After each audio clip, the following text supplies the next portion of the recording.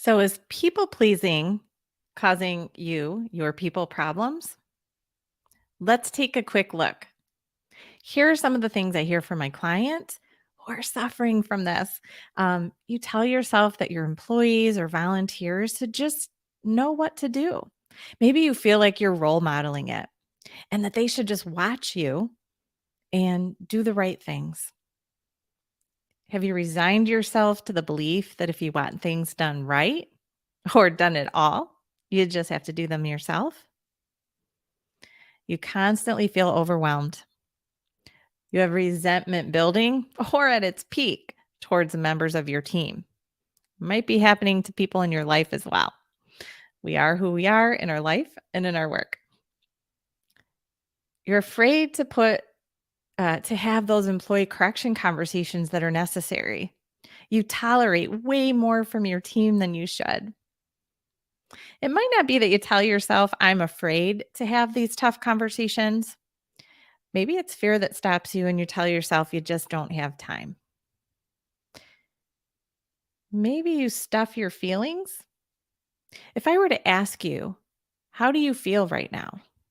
How do you feel about your work? How do you feel about your team? What are your emotions right now? Does my asking the question make you stop and think, what in the heck is she even talking about? So, a lot of times, my people pleasing clients have no awareness of how they feel because all of their emotions are arriving out of how everyone else around them is doing.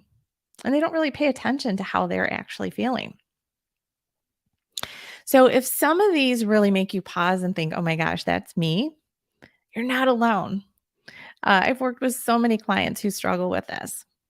And I give you a little motivation to focus on shifting this and not allowing your people pleasing to win with your team. Because here's the thing, there are unintended consequences.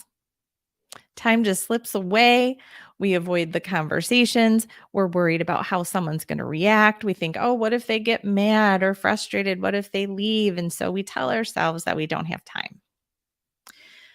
But here's some unintended consequences. So we know already that it makes you feel frustrated, probably overwhelmed, resentful, all those yucky feelings.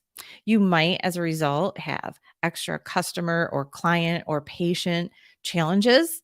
They're more frustrated. They're not receiving the service that you would like them to receive. But also, here's another unintended consequence, you rob your team of the opportunity to excel. So, if you watched me before, I've talked about that people want to feel like they're doing a good job. You, as their leader, are who they're looking to learn if they aren't doing a good job. So you need to set those clear expectations and then let them know where they stand. Is there a gap in their performance or their behavior? They're uncomfortable if they're not sure, if you're not letting them know, or if they feel like you're not being truthful. And that's the thing, people realize when we're not being real with our words. The truth is that, yes, there are some employees who are going to spend way more of their creative energy to avoid work than do their best work, but that's the outlier. Most people want to do a good job. And so give them the opportunity to make the right choices to do the work that you want them to do. Again, if you're setting the bar lower by allowing them to just perform at whatever way they choose or guess, at how you want them to perform, um, they don't have the opportunity for, no one's setting the bar higher for them so that they can shoot higher, do better, perform better, excel. Here's another unintended consequence. If you aren't setting the standards, your team is. So ultimately, other people are making decisions for your business. Now, we can look at a simple one. If everyone's showing up late or kind of picking their own schedule. Now, if you're offering a flexible schedule, that's one thing. But if they're supposed to be there at a certain time and they're not, and you're not addressing it, guess what? Your team is deciding what the schedule is. Are they deciding based on what's best for those you serve? Or are they deciding based on what's best for them and their families? So that's an easy one, like I said, to really look at and think, oh my gosh, I've given away my power, my authority, my decision making to other people. And that's probably not the best for my department or my team or my business or those we serve. So that's another unintended consequence. Here's another one that a lot of times people don't realize when they're people pleasers. Ultimately, people don't trust you. I said it a minute ago that people can tell when you're not being real with your words. We have a People have a sense of reading your nonverbals, etc. Or maybe you're a people pleaser that eventually just kind of explodes because the resentment builds and all that. You get more and more overwhelmed. And so you're trying to make everyone happy. And then you just feel so resentful and so frustrated that they're not just reading the room and doing the right things that you explode. Well, now everyone sits one, they're riding out that explosion. Nothing's going to change. But also they're like, well, oh my gosh, they never told me they were frustrated. What's going on? People know that you're not being real. So they're not trusting you, and that doesn't feel good. So many people pleasing leaders that I've worked with are shocked when I tell them that ultimately what people pleasing is I want to feel good. And for me to feel good, I need you to feel good. And if the only way I can feel good is for you to feel good, I need to manipulate, control, be wiggly with my words, filter what I'm saying, all to help you be happy so I can feel happy. But see, that's not real.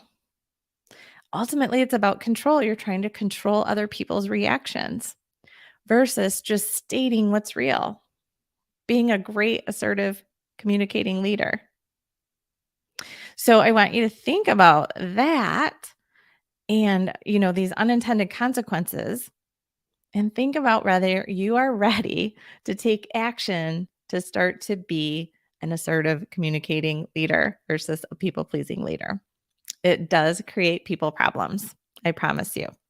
I also promise you that there are simple tweaks in your mindset that can help you think about correction conversations in a different way. They're a gift that you're giving to your team. And it's a gift that you're giving to those you serve because if your team works better together, you can serve those you serve better. So, if you want help with this, I am here.